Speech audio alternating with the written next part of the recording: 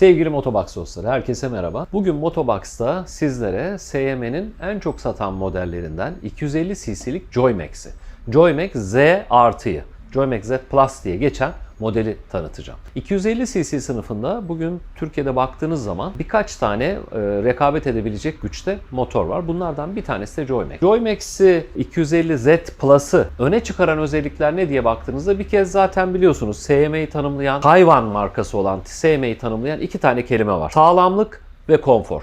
Sağlamlık nereden geliyor?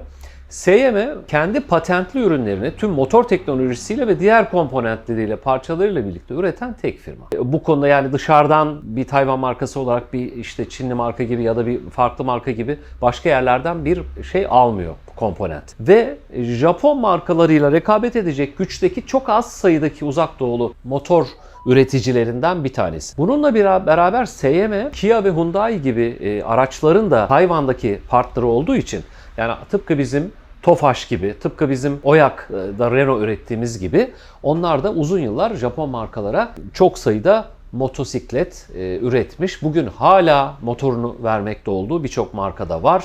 Böyle bir marka, çok güçlü bir marka kimliği var. Bunu da zaten Türkiye'de tüketiciler takdir ediyorlar. O nedenle de en iyi satılan birkaç markadan bir tanesi. Şimdi motor bloğunun sağlamlığı nereden geliyor? Hem pistonunun hem de pistonun yer aldığı gömleği birlikte seramik materyalinden oluşması ve bu seramiğin ısıya mukavim olmasının getirdiği bir sağlamlık söz konusu.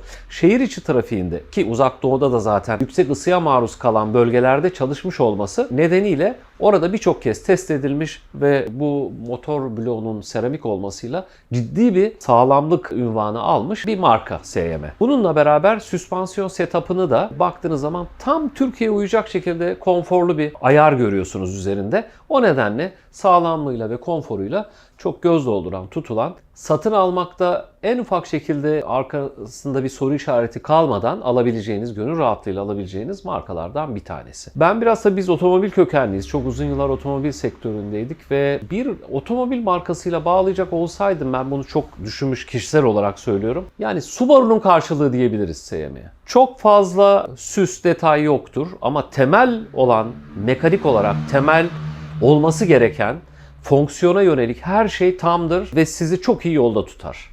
Güvenli bir şekilde kullanırsınız. Ben böyle Subaru'nun karşılığı bir scooter olarak görüyorum. Yani bunu özellikle söylüyorum çünkü bazen tabii bilmeyenler de var. SYM'yi herkes de tanımıyor. Özellikle yeni tanımaya başlayanlar da SYM markasını biraz araştırmalarını, bugün baktığınız zaman Avrupa'da birçok pazarda ilk üçte olduğunu, kaldı ki yanı başımızda ciddi bir scooter pazarıyla göz dolduran Yunanistan'ın ki orada motosiklet adedi nüfusa göre çok yüksek.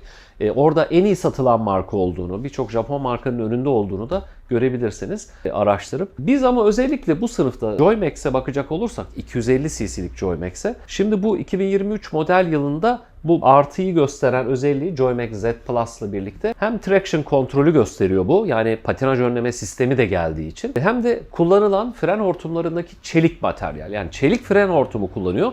Bu ciddi bir biliyorsunuz üst düzey bir koruma sağlıyor. Basınca dayanıklılığı nedeniyle çelik hortumun getirdiği bir güvenlik var. Bu tür özelliklerden dolayı bir Z artı unvanı almış durumda logosunda ya da işte model göstergesinde. SYM Joymax nasıl bir scooter? SYM Joymax küçük ve çok ekonomik scooterlardan yani 125 cc ile 200 bandındaki scooterlardan biraz daha yukarıya çıkmak istediğinizde özellikle bunu İstanbul şartlarında düşünürsek günlük olarak TEM'e ve E5'e çıkma ihtimaliniz varsa bunu haftada birkaç kez yapıyorsanız köprü geçiyorsanız günlük rutininizde, rutin rotanızda köprü geçişi, otoban çıkışı varsa bunu da böyle 5-10 kilometreden daha uzun bir mesafede yapıyorsanız kullanılacak bir scooter. Çünkü sollamalarda, stabilitede. Şimdi nedenlerine geleceğim. Neden öneriyoruz? Bir kez 250 cc'nin şöyle bir özelliği var Türkiye'de biliyorsunuz. 250 cc seviyesi %8'lik ÖTV sınırının sonu.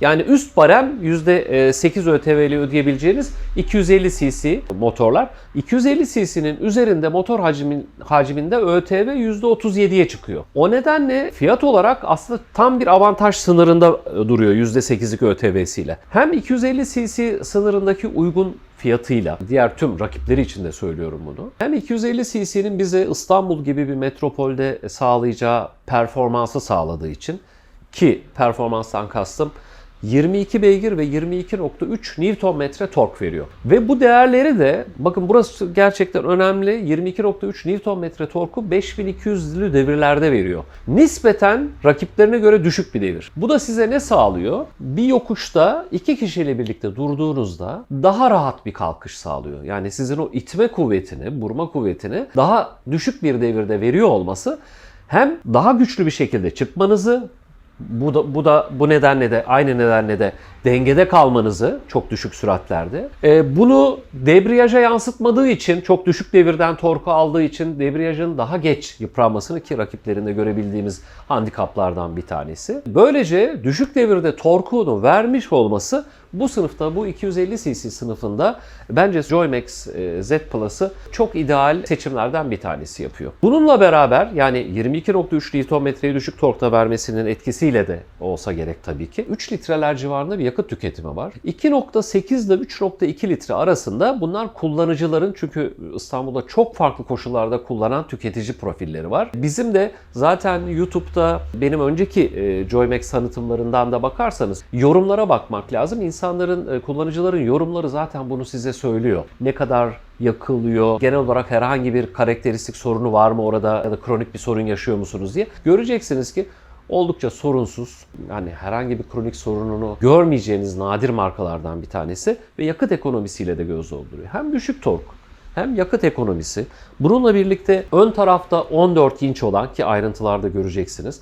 Arka tarafta da 13 inç olan, önde 12 santimle yani 120'lik ve 70'lik 120-70-14 ile lastikle basıyor ön tarafa. Arka tarafta da 140-60-13 ile basıyor. İki kişi hele çok kullanıyorsanız, tek kişi ya da iki kişi fark etmez. Sizin İstanbul'un özellikle ana arterlerinde vakit geçiriyorsanız, aynı şekilde trafiğe de giriyorsanız çok güzel bir balans etkisiyle hem kalabalık bir trafikte hem de uzun yol koşullarında ya da uzun demeyeyim de otoban koşullarında rahat edeceğiniz bir scooter sunuyor size. Yani hepsi birlikte, hepsi bir tanenin içerisinde diye öngöreceğimiz, o all in one diyeceğimiz scooterlardan bir tanesi bence. Bununla beraber yani 14 inçin getirdiği size çeviklik ve denge, çok düşük süratlerdeki dengesi, vibrasyonsuzluğu, bu arada İlk kalkışlarda muadillerinde görülebilecek, tabii ki tek silindirli doğal olarak bir vibrasyonu oluyor ama muadillerinden çok daha sessiz ve vibrasyonsuz olması da bir diğer etki. Bunların hepsiyle birlikte baktığınızda Joymax'i öne çıkaran özelliklerden bir tanesi de şu: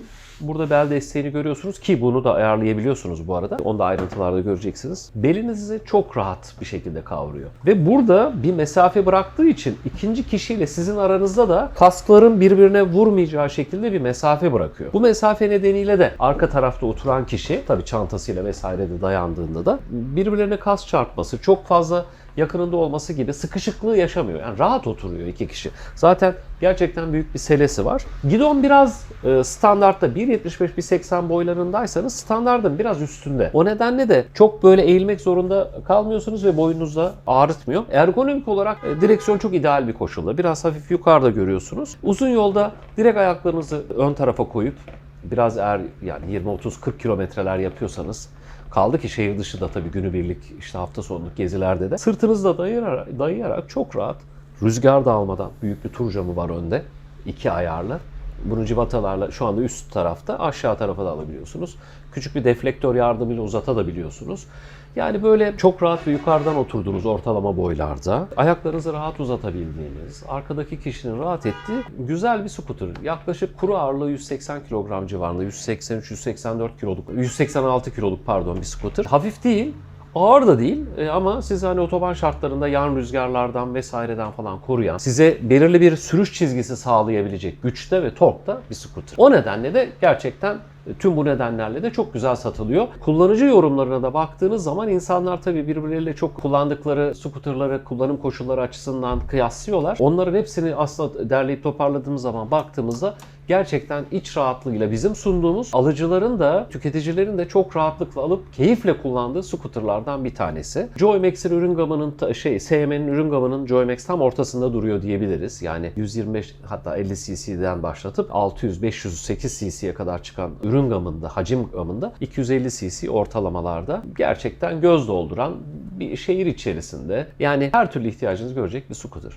Çok önemli kritik özelliklerinden bir tanesi şu anda orta ayakta. Bu arada orta ayağı yükselirken, yani yan ayaktan orta ayağı yükselttiğinizde çok böyle büyük bir fark oluşmuyor. Küçük bir farkla oluşuyor. Böylece herhangi bir duvar kenarına falan park ederken de rahatlıkla park edebiliyorsunuz. Küçük bir mesafeyle yer değiştiriyor. Bununla beraber bakın 1.75-1.80 boyunda birisinin rahatlıkla orta ayakta bile ayaklarını yere koyabileceği bir büyüklükte. Sele yüksekliği 747 santim. Yani bu sınıfın hemen hemen en alçak scooter'ı. Alçak bu nedenle, yani boyunuzun böyle 1.65'ler civarından 1.85'lere kadar rahatlıkla sığabildiğiniz, rahat edebildiğiniz, ayaklarınızı, ki orta ayakta şu anda dediğim gibi, ayaklarınızı her iki ayağınıza çok rahat yere koyabildiğiniz. Eğer boyunuz uzunsa da 1.90'a kadar da bakın her iki tarafa da çevirdiğimde dizinize bir şekilde değmeden rahatlıkla gidonun tüm açısını kullanabildiğiniz rahat bir kullanım sunan gidon yapısı var ve oturma alanı var. Bu ön kokpit size bütün bunları rahatlıkla sağlayabiliyor. Bu var, yani 747 santim sele yüksekliği, milimetre sele yüksekliği çok uzun bir varyasyonda kullanıcılara hitap edebildiği için de çok all round, çok rahat kullanılabilen herkes tarafından bir scooter. Gerçekten ölçülüp biçilerek yapılmış bir scooter. Bunların dışında dediğim gibi temel mekanikler anlamında çok sağlamlığıyla göz dolduruyor. Ön tarafta analog ekranlarıyla kilometre göstergesi ve devir göstergesi var. Ortada küçük bir TFT 3 milimetrelik 3 santimlik bir küçük TFT ekranı var. Orada da dijitalde saati, yakıt gibi küçük verileri burada görebiliyorsunuz. Dediğim gibi traction control de var. Bu arada arka tarafı göstermesi açısından hem aynanın dizaynı hem de dışarıda olması çok yeterli. Yani bu konularda şikayet edebilecek hiçbir şey yok. Aksine arkayı çok rahatlıkla gösteriyor. Dediğim gibi ön camın hem genişliği hem uzunluğu da yeterli rüzgar koruması sağlıyor. Bununla birlikte hem önde hem arkada ledler kullanılıyor. Bu arada önde ledleri açtığınızda kısalar varken uzunları yakınca kısaların üzerine yanıyor ve böylece hem kısalar hem uzunlar devrede kalıyor. Güzel bir özellik. Arka tarafta ana ledi, yan taraflarda da yine led olmayan ama çok geniş sinyal, göz hizasındaki sinyalleri görüyorsunuz. Böylece çok rahat da bir görünürlük de sağlıyor. Hem ön tarafta hem de arka tarafta. Biraz şöyle hani özelliklerine bakmamız gerekirse, özellikle bu arka tarafta dediğim gibi ayarlanabilir bir bel desteği. Çok geniş bir sele altı. İki küçük tam kask, yani bir büyük tam kask, bir medium ve daha small bir tam kask ya da çok büyük bir tam kask ve ikinci bir yarım kaskı rahatlıkla alabilen, yanı sıra yanına küçük bir mont, yağmurluk, eldiven gibi parçaları da alabilen geniş bir sele yapısı var. Çok güzel ışıklandırması da var. Tabii bütün bunları bütünleyen bir de amortisör sistemiyle açılıp elinizde kalmaması gibi güzel bir özellik de var. Çok sağlam da bir amortisörü var. Işıklı bir yapı var. Küçük bir gözü var. Burada evraklarınızı, ruhsatınızı vesairenizi koyabileceğiniz, dediğim gibi. Karbon görünümlü detaylar var ki malzeme kalitesi gerçekten çok üst düzeyde. Yani Japonları aratmayacak seviyede bir sistem olduğu için her tarafıyla gerçekten birinci sınıf malzemeyle yapılmış bir scooter. Yan ayaklıklara baktığınız zaman yine buradan açıp kapatabildiğiniz kilitli mekanizmasıyla çok sağlam yan ayaklıkları olan. Burada egzozunun korumasıyla birlikte. Bu arada bu torpido gözünde de normalin üzerinde bir genişlik var. Buraya çok rahat telefonunuzu, bir de USB girişi de var tabii. Bu 3. seviye yeni nesil versiyonlardan bir tanesi. Yeni nesil versiyon şarj edebilme kapasitesiyle hızlı da şarj eden bir USB stick bölümü de görüyorsunuz orada. Suyunuzu, eldiveninizi, cüzdanınızı vesaire gibi ciddi şeylerinizi koyabileceğiniz bayağı geniş bir alan var burada. Bununla birlikte baktığınız zaman ön tarafta da bastırıp sağa çevirdiğinizde de depoyu görüyorsunuz burada. 12 litrelik bir deposu var. Yaklaşık 3 litre ortalama ile size 400 kilometreye yakın hiç benzin istasyonuna uğramadan gidebileceğiniz bir kapasite sunuyor.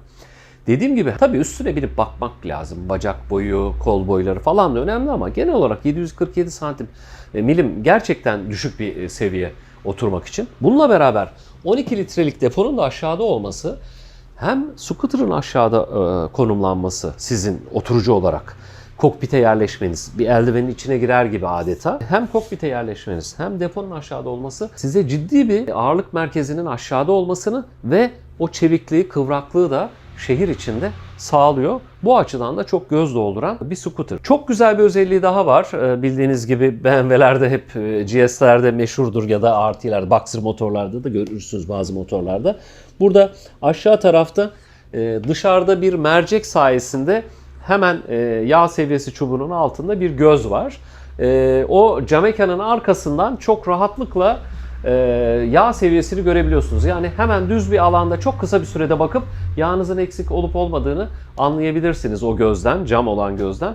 O çok avantajlı ve pratik bir özellik. Dediğim gibi hem malzeme kalitesi açısından hem tip top görüntüsü açısından şıklığıyla sade, sağlam ve konforlu, yıllarca kullanabileceğiniz, bakımlarını düzenli yaptırdığınız sürece bir scooter. Biz satmaktan keyif alıyoruz, anlatmaktan ürüne de çok inanıyoruz. Motobox'a bekliyoruz. Yakından tanıyın, ayrıntılarına bakın. Göz dolduran bir scooter. Motobox'a bekliyoruz. Tüm anlattıklarımızı, ayrıntılı bir şekilde anlattıklarımızı, bu emeklerimizi eğer takdir ediyorsanız bir seçerek oradan takip etmenizi, bizi de takibe almanızı YouTube'da, Instagram'ın yanı sıra bekliyoruz. Herkese hoşça vakit geçirmesini, scooterlı günler diliyorum. Pratik bir şekilde, gidilecek şekilde bekliyoruz.